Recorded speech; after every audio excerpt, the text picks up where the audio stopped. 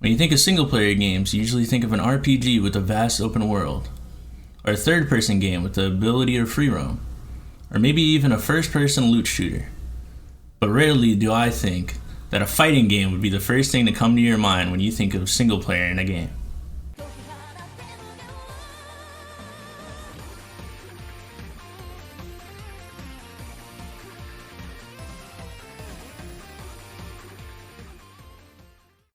Under Night Inverse.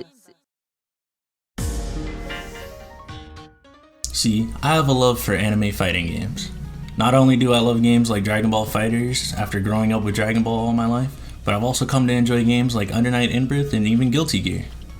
But my love for these doesn't stem necessarily from the fast gameplay that comes from playing someone online, but my love comes from their long, extensive combo trials for every character. There's something about these long lists of complicated combos that just entices me to keep playing these games. I don't necessarily care to ever go online in any of these games. Even though I do play my friends in some of them, it's rare that I ever touch the online mode in these games.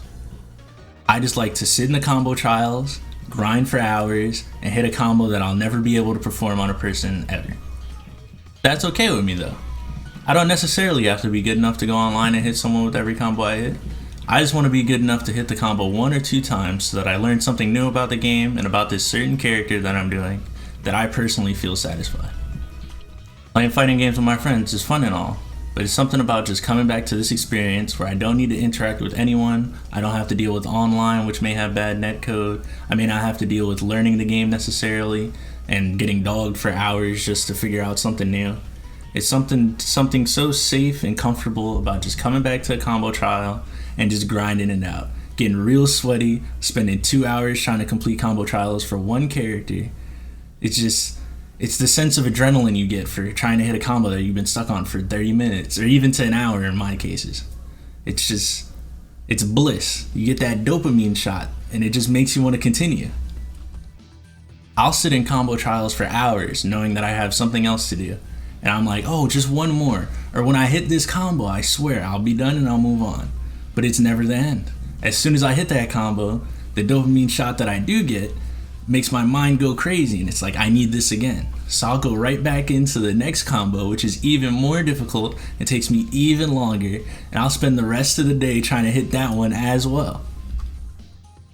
I think it's vastly underappreciated how much enjoyment can be gained from a game without ever touching arcade mode, without necessarily having a story mode, without ever touching online.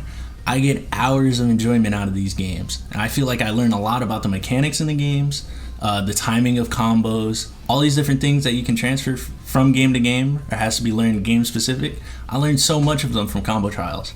I may not necessarily be able to transfer them to an actual match, but if I'm ever in a situation, I might have the muscle memory to pull out a combo you never would have thought I would have hit. Plus, it gets me familiar with every character so that I know what every character does, I know what I like in a character, and I know how to counter certain characters based on the knowledge that I gained from them. I'm not saying sitting in combo trials is the best way to learn a game or anything like that. I definitely think you can go into combo trials, learn the most basic combos, go online and practice how to hit, what range these work from, all these different things that I'm not learning in combo trials, and necessarily things I wouldn't practice in training mode, such as hitting anti-air on a certain attack, because I don't know the timing of it. But what I'm saying is there's a lot that could be learned from combo trials, and if you're never seeking anything else from the game and the only thing you want is combo trials, these anime games have tons of them. They have tons for every single character.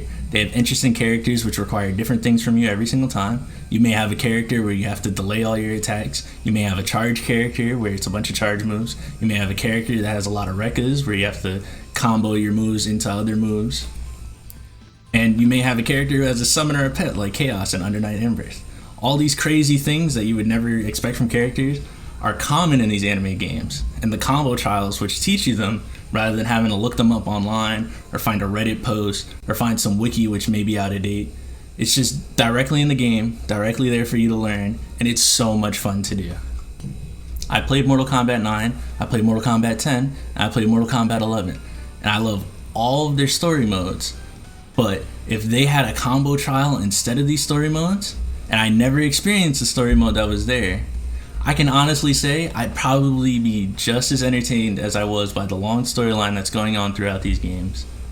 by a combo trial mode that would have got me interested in all the characters, rather than forcing me to play a character that I have no idea how to play and potentially losing on a higher difficulty, or just losing just because I don't know the character.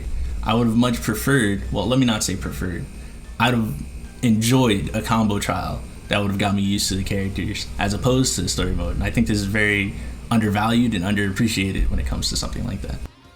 Especially if you're not going to have a good story mode like Dragon Ball FighterZ.